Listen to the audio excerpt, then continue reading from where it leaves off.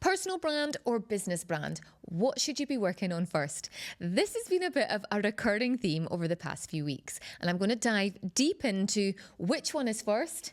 Is there a right and wrong way?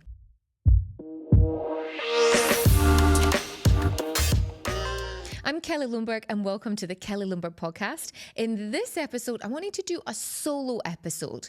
I've seen over the past few weeks in particular, as I dive into doing lots of sales calls, it's the start of the season, there's been a lot of confusion where people don't always understand, is it my personal brand? Are they connected? They feel like they're the same thing. What should I be working on first? So I want to dive a little bit deeper into understanding to help you go where and how should you be working on your personal brand.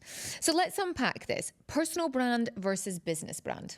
So personal brand, everyone has a personal brand. Whatever it is you're doing right now, you have a personal brand. I always talk about the concept of personal branding being it's how you make people feel and it's your perception that other people have of you. And whether that's in a work capacity, whether that's in a personal capacity, you have a personal brand. How do you enhance that in a business setting, or how do you elevate that, or when and how do you start putting an active strategy together? Because I think that's the difference. We all have one, but you just might not be working on it. So that's what I do with clients, is really help them think about what is their personal brand now, what is the message that they are putting out there, how are people interpreting that message, and how can they improve it, and so forth when it comes to social media, speaking events, and getting media opportunities.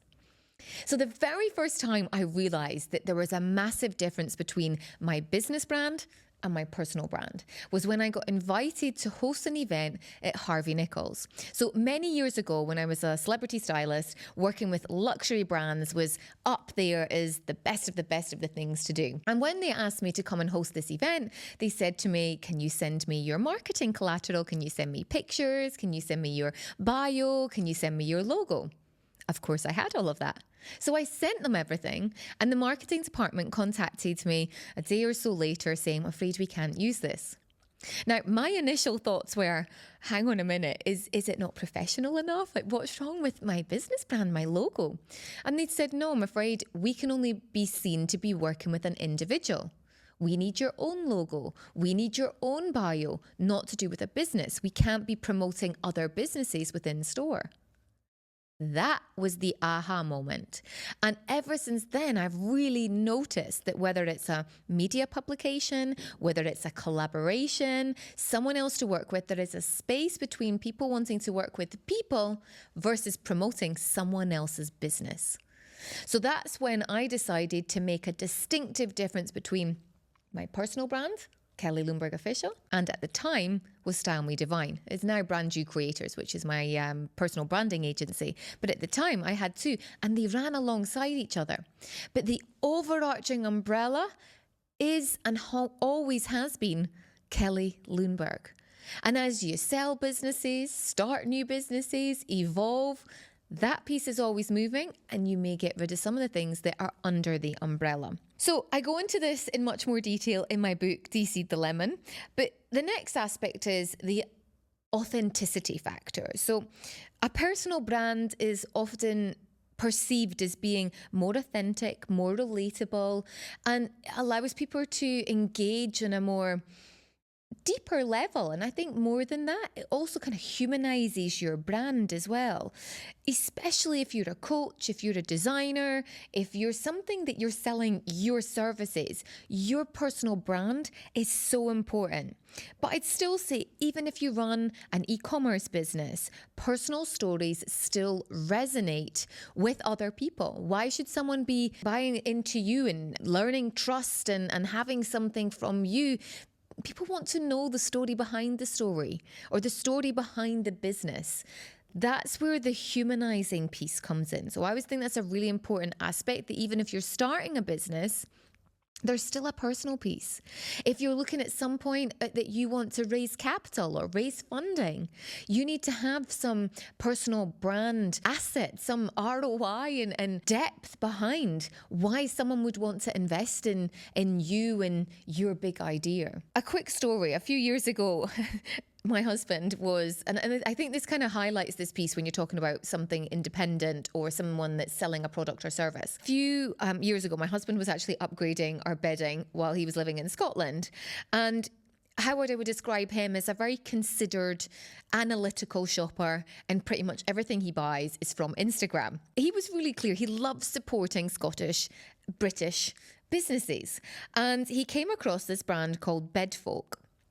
And he saw more and more of their posts, and he heard their story, and he became more connected with the brand.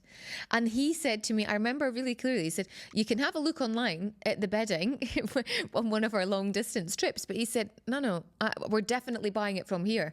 I really want to support British. And the connection with that was that they are made in, I think it's made in Portugal, puffed in Scotland. I think they've got like a factory in Scotland as well. But he was sold and he bought the bedding from there for a number of years. So even if it's a product, having that personal story, and you can see this online now, maybe why he actually went for the brand. So I would say whether you're starting with a personal brand or you're a coach or you're a designer or a consultant, and that piece is very important, or you're building a much bigger business and you're not the face of it, there's still an element that they're interconnected. Your personal brand drives trust. Your personal brand helps create communication and connections, and it opened doors, much like that Harvey Nichols opportunity, that if I'd said, no, sorry, I don't have a logo. And by the way, that logo, the very first one, came together in about 5 days, because I replied to Harvey Nichols saying, yeah, sure, no problem. I can get all that to you. Thinking, right, the next 5 days, I need to create a brand, a personal brand. So really important that you have both. There is very much space for both. And especially if you are the driving force behind your business, it needs to be about you, but not about you. And I'm going to dive into another episode about how it's not all about you. It's about serving. So stay tuned for that episode. Do you know about our Brand You Accelerator program? This is designed to help accelerate your personal brand over the next 12 months. This hybrid program includes a 72-page playbook, a step-by-step guide to growing your personal brand. Along with the playbook, you'll have instructional videos that will help you and monthly calls with me to make sure that you boost your visibility and credibility and you're held accountable. Plus, we've included bonus sessions from industry experts, whether that's in PR, public speaking, AI writing, and social media. So whether your goal is to attract more clients, visibility, speaking opportunities, getting in the media, then Brand You Accelerator will help you achieve these goals and so much more. So book in for a call today and find out how you can accelerate your personal brand. If you've enjoyed what I've shared, give it a thumbs up if you are watching this on YouTube, or please give us some love on Spotify, subscribe to this, or if you're listening on Apple, then leave us a review. We very, very much appreciate it. Until next time, bye for now.